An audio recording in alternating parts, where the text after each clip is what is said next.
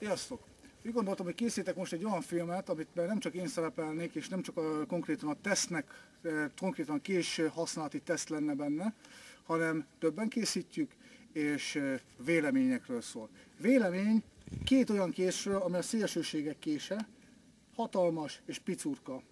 Az egyik Tom Brown által tervezett, és a Tops által gyártott Trekker, ez pedig a Helle által tervezett, gyártott, forgalmazott Fjordik.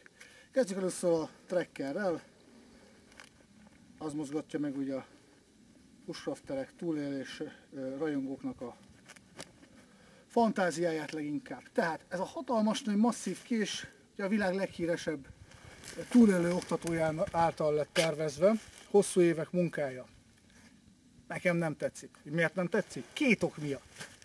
A tok és ez az istentelen nagy súly. Tudni kell, hogy ez a hatalmas nagy kés, ez 75 deka, gatyahúzó. 1095-ös szénacél nem rozsdamentes pengével gyártja a Tops, nem tudom, hogy így lett tervezve. Maga a tok, Kydex tok, egyszerű kivitelezés, nem egy olyan rettenetesen bonyolult dolog, viszont ugyanaz a nem normális rögzítési technikával találkozik az ember ennél a toknál, mint a Spyderco D-Hackernél, amit sérelmeztem. A hátul van rögzítve, ugye ezt eredetileg úgy találták ki, ezt a kést, hogy így ide rögzítse az emberke, és akkor így majd berakja a tokba, ha tudja, ha van olyan rutinos, hogy beletalál. Na most aki ezt nem kedveli, mert éppen egy olyan hosszú kabátot hord, amit szerintem minden normális erdőjáró ember hidegben, akkor megoldható, hogy megfordítja az ember a tokon ezt a klipszet, és akkor így a nadrág oldalára, vagy a szíra rá tudja pattintani, és akkor így bele a kés. Igen ám, de dettó ugyanaz a probléma, mint a Spyderco-nál, hogy olyan irgalmatlan magasan lesz, vagy van a markolata a késnek, hogy normális ruhában a kivételnél elvágja az ember a saját ruháját, továbbá akadályozza a ruha. Egy macerás dolog, és nem lehet úgy kódologni, ahogy az ember szeretne, nem lehet úgy hajlongani, ahogy az ember szeretne, ugyanis a lengőbordát nyomja a késnek a markolata. Nekem ez a fajta megoldás nagyon, de nagyon nem tetszik. A másik az, hogy ez az elképesztően nehéz, elképesztően nagy tömeg. Ez a 75 deka, most azt tudni kell, hogy a magyar erdőtörvény 500 g-os fejtömegű baltát engedélyez az erdőben hordásra, hát persze a használat az kicsit másabb, abban már rendőr is beleszólna. Na most ez 75 deka, nagyon nehéz, ormótlan, én úgy gondolom, hogy sima bushcrafternek ez, nem azt mondom, hogy használhatatlan, de vannak ennél sokkal jobb kések. Ami tény, ezt a kést nem véletlenül tervezte úgy a világ leghíresebb túlélő oktatója, hogy ahogy ez ugye kinéz, rengeteg forma van rajta, rengeteg ötlet van rajta, hogy mit lehet, hogy lehet csinálni ezzel, fűrészelni, húsozni, nyúzni, faragni, drótot törni. A dróttörője nagyon jó, brutálisan jó, majd láthatjátok a filmben, tényleg ami ide befér ebből a kis fogva, az valóban eltöri.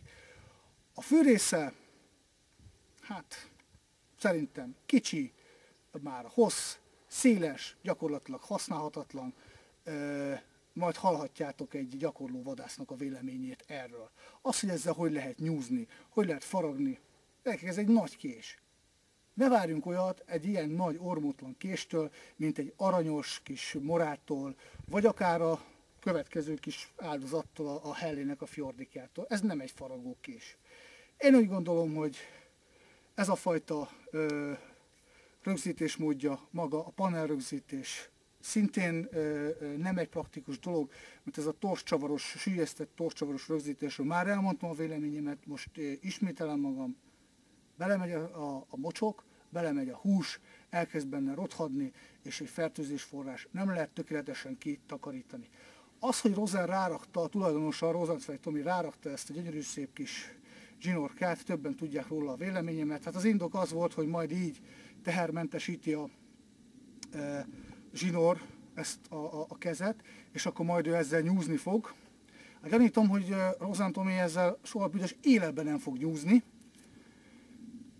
de ne legyen igazam. No, én úgy gondolom, hogy ne csak én beszéljek erről a késről, beszéljen más is, két olyan ember, aki tényleg tudja, hogy mit beszél. És akkor most áttérnék a Hellefjordikjára, ami egy másik véglete ezeknek a késeknek. A Trekker $300 volt, vagy $300 kerül, ez $40, viszont ez itthon 12-13 ezer forint. Ez a norvég hellecég gyártja, kis nyír markolattal, laminált pengével, egy nagyon ügyes, szerintem nagyon jó használható kis faragó kés, vagy ilyen kis mindenes kés egy norvég halásznak, vagy erdőjáró embernek. Őszintén megvalva nem tudom, hogy konkrétan ezt mire tervezték, de hogy a mi szempontunkból sokkal hatékonyabb, ügyesebb és használhatóbb egy mora, és nem utolsó sorban lényegesen olcsóbb, az biztos. Én úgy gondolom, hogy akkor halljátok a másik két ember véleményét is, és akkor döntsétek saját magatok. Sziasztok! Hát megkaptam ezt a kést szemlevételezésre, ezt a csodálatos trekkert. Az első benyomásom erről, hogy nagy és ormótlan. Hát brutális ez a penge vastagság is, ami van. Igen, 6 mm-es a penge vastagság és 75 deka. 75 deka. Szerinted ez mennyire hordható élesben, kint, például vadászaton, te mint gyakorló vadász? Hát én ez biztos, hogy nem hordanám vadászaton, tehát egy ekkora darab vas, hogy húzza az övemet, nem. Mit gondolsz a forma alapján? Szerinted arra, amire a világ leghíresebb túlélő oktatója Tom Brown tervezte, mint túlélőkésnek, azon belül vadászeszköznek használható lenne? Hát kompromisszumokkal. Nyilván ugye éles vasdarab, azzal meg lehet csinálni mindent, tehát ki lehet zsigerelni a varat, fel lehet darabolni, meg lehet nyúzni, csak nem mindegy, hogy milyen erőbefektetéssel. Tehát, hogy az az igazság, hogy így első ránézésre, meg ahogy már előtte is itt forgattam, fogdostam, hát nem lenne egy nagyon egyszerű feladat. Tehát se a zsigerelés, hát az, hogy egy ilyen pici kis kampócskával, hogy így húzva zsigereljek vele, hát nem tudom. Nem tudom, nem nagyon tudom elképzelni. Nyúzni tudnál ilyennel? Kis felületet, nem nagyot, mert olyan nagyot egyértelmű tudnál. Hát kis felületet nagyon nehéz, tehát lehet vele nyúzni, nyilván lehet, viszont egyrészt így kéne fogni. Ez egy nagyon rövid időn belül szerintem úgy begörcsölne a kezem, mint a fene, mert nehéz, mint az állat, meg nem is kényelmes a fogása. Ugye ez a csodálatos fűrész, ami itt van, ez még külön komfortosabbá teszi, hogy itt megfogja az ember. Egy idő után vágja itt belül az ujjait. És hát például egy lábat kibontani ezzel, én nem is tudom. Maximum ezzel a kis kampócskával, hogyha így visszafele húzom, és úgy kezdem el lefejtegetni a bőrt. Hát mondjuk a háton ott lehet vele nagyot húzni, de pontosan ez, hogy egy pár mozdulatot csinál az ember, és érzem már, hogy kezd begölcsölni az alkalom. Ugye egyrészt, hogy szorítani kell ezt a pengét, másrészt pedig hát nehéz. Szerinted a fűrésze használható? Hát, tehát ilyen kicsike, nagyon széles, gyakorlatban, élesben, Szerintem nem. Szerintem nem. Tehát se egy medencecsontot átvágni vele, se egy szedcsontot, hát ezzel... Nem. Túl széles, ugye? Túl széles, nagyon széles. Túl széles. Nagyon igen. Széles. A dróttörőt azt tőled nem kérdezem, mert hát az nem egy vadászias történet. Tehát ez... Mi a záró véleményed erről? Hát a záró véleményem erről, hogy tehát én nekem ez a kés vadászni nem kéne. Én nem tudnám ezt használni, mert nem lehet. Tehát nem lehet kényelmesen jól úgy használni, ahogy egyébként egy kisebb vadászkést, ami arra készült. Ez egyszerűen nem olyan kis ügyes. Nagy, nehéz, ormótlan. Nehéz, ormótlan. Ugye pont az a rész, ami a legfontosabb a vadfeldolgozásnál, ez az él vége körüli, tehát ez az utolsó harmada, messze esik nagyon a markolattól, és ráadásul a szöge is olyan, hogy nem. Nem. Ez azért a Szélsőségek filmje most, ez egy 75 dekás kés most Tanki kezében, most adnék neked egy Helle Fjordikot, az ugye pont az ellentétje, Pindurka, és kíváncsi lennék a véleményedre. Ez egy lényegesen ügyesebb, aranyosabb, a laminált krómpenge, krómacélpenge. Ez már ügyesebb. Tehát ezzel lehet zsigerelni is, lehet nyúzni is. Markolatfogásod neked milyen? Hát kényelmes nekem nem kényelmes. Nem kényelmes. Nekem rövid és nagyon széles. Tehát ez nekem széles. Nem kényelmes, zsigerelni lehet vele, bár egy picikét rövidke szerintem, de lehet vele ügyesen. Ez vagy a mora? Zsigerelni. Hát a mora. A mora, mert azt meg is mondom miért, a morával könnyebb csontozni is, mert hosszabb a pengéje egy picivel. Tehát pont annyival, mert ezzel mondjuk egy combot kicsontozni, egy karajt ezzel már nem lehetne, mert rövid. Igen. Tehát a gerinc tüskék hosszabbak, és már nem tudsz benyúlni vele végig a gerinc mentén. Egy morával ügyesebben meg lehet oldani szerintem azokat a feladatokat. Viszont ez egy kis ügyes. Ez a fajta tok nem tűnik egy kicsit olyan macerás gagyi feelingnek? Nem gagyi feeling, szerintem. Szerintem nem. Ügyes kis tokocska ez, mert nem hagyod el belőle a kést. Hát nem egy villám előrántós tok, de nem is hagyod el a kést, az biztos. Jó. Hát köszönjük szépen, Tanki, a közösség nevébe. Igazán nincs mit. Sziasztok! És hát ő volt a tanunk. Vagy 500 éves. Hát elvem, hogy mindent élesben. Úgyhogy én amúgy azt tapasztaltam, hogy amit ebbe a fogba, ebbe a kis lukba berak az ember, azt az a kés eltöri, valóban lehet képes eltörni. Még a kamerát is beütöm. Tehát gyakorlatilag ennyi, hogy beakad ide, jobbra, balra mozgatja, az ember is eltöri. Azért ez egy eléggé egyértelmű dolog. Tényleg. Életemben szépen úgy voltam vele, hogy megkérdezek még mást is a trekkerrel kapcsolatban. Itt vagyok Németh Laci sámánnál. Sámán mester, légy szíves, mondják erről a késről véleményt?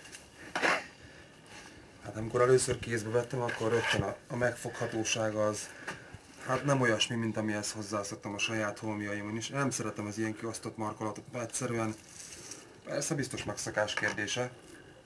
Ha alkalmazkodik hozzá az ember, akkor egy idő után nem tűnik föl, hogy ez egy kicsit nekem például kényelmetlen. A mutató meg a középső ujjamnál még elmegy, de utána egyszerűen, mintha túl nagy hely lenne a gyűrűs meg a kis ujjamnak, és olyan kicsit esetlen a fogása. Váltásnál, ellentétes irányba? Hát már úgy értve, ha ízét megfordítottad lefelé. Úgy. Hát itt is ugyanaz a helyzet. Ugyanaz? Aha. Ez a rettenetes nagy súly, hogy 75 deka. Szerinted? Én ezzel kapcsolatban nem vagyok szkeptikus, már meg lehet szokni egy eszköznek a súlyát. Na de azért a nadrágot húzza brutális módon. Hát hordásnál biztos, hogy hát a fenet, biztos, hogy számít a súly, meg kényelmetlen. Ha sokat kell menetelni, akkor azért lehet, hogy az ember egy idő után meggondolna, hogy ne hajítsa be a bozótba. Igen. De mikor dolgozni kell vele, jó a plusz súly. Azt én végül is szeretem a saját dolgaimon is. Jó, hát igen, ez a védjegy, ez a brutálisan vastag penge. Ez is olyasmi, mint amit te szoktál, ugye? Hát a paraméterei nagyjából, mert ugye ez is 6 mm-es, kicsit talán több is. A felélezése nagyon érdekes, mert én amikor az első darabokat csináltam, és még féltettem az anyagot, akkor csináltam ennyire alacsony leélezést. Ez nem lehet több, mindjárt mérünk valamit. Tehát ilyen baltás télingő. Ez balta, ez egyértelműen balta. Egyértelműen balta. Hát ez gyakorlatilag körülbelül 15 mm, 15,5 mm. Én a 20-22-re felélezem, akkor már az élszög olyan 14-15 fok körül van, és utána kerül rá, hát ez legalább 40 fokos ez a vágója. Ez azért Szerinted nem egészen jó. Szerinted átlag polgár ezt újraérezni? Tudja? Hát, azért ezt a nagykörívet lehet, hogy nem egyszerű dolog. Már így kompletten gondoltam, mert azt, hogy... újraélezni? Igen. Hát azért ahhoz nem tudja. Hát ezt olyan ember tudja megcsinálni, akinek ebben napi szintű gyakorlata van. A Topszára örök élet garanciát ad és újraélezési garanciát, ami Hát vissza elég tud... gyorsan kell, mert szerintem ezt, hogy tényleg használ az ember ezt a kést, akkor elég gyorsan felkopik az éle, és utána hihetetlen bumszli az él kialakítás. Aha, értem. Oké. De egyébként végül is jó tudsznak tűnik. Jó nagy Erő nehéz. az van benne. Hát, 75 dekában van. Egyébként nem rossz szám az egyensúlya. Aha. Ez azért kompenzálásra tökéletesen alkalmas. Ez azért egy jó egyensúlyi pont tulajdonképpen. Na, ezzel már nem fogsz tudni kompenzálni, légy szíves, mondja erről is valamit. Ez a Hellének a Fjordik kiskése. Hát nagyon érdekes. Az első dolog, ami rögtön egy érdekes tapasztalat, hogy rendkívül lapos a markolat. Az biztos, hogyha az ember ezt megfogja, hát már talál rajta egy kényelmes fogást, akkor ezt hihetetlen jól lehet irányítani. Borzasztó stabil. Ez nem hogy ovális, hanem ez egyszerűen lapos ez a markolat. Nagyon jó a fogása, baromira jól lehet használni, amit én tapasztaltam vele, viszont amit kérdeznék tőled, ez a fajta pengerőzítés, ez mennyire erős? Én úgy hallottam, hogy a Hellénél előfordul, hogy törik. Tehát a végénél van az a rész nyavajával rögzítve. Egy ilyen picikésnél szerintem el fogja bírni azt, egy ilyen kicsi... Nagyon vékony a markolattüske, de hát ennél a pengénél nem nagyon hiszem, hogy túl nagy erőt ki tud fejteni az ember, mert végül is ez egy egyszerű faragókés. Tehát azt mondod, hogy elegendő ez a technológia? Hát én azt hiszem, hogy elegendő, bár én soha nem csinálnám így. Ha én elkészíteném, akkor mondjuk egy olyan 3 mm-re süllyeszteném be ezt a nyakrészt, akkor az még mindig lenne egy olyan 16 mm, és azt a vastagságot meg is tartanám végig. Aha. Aztán, hogy rögzíteném, azon még el lehet filozofálni. Értem. De mit mondasz, ez a nyír markolat, ez mennyire strapabíró kinti körülmények között? Ugye használják több késnél? Szerintem ezzel nem hiszem, hogy gond van. Ha ez egyszer össze van építve és bele van ragasztva, akkor ez egy kompozit rendszer, akkor az erős. Erős, nagyon jó. Jó. Akkor köszönjük szépen, Laci. Nagyon szívesen.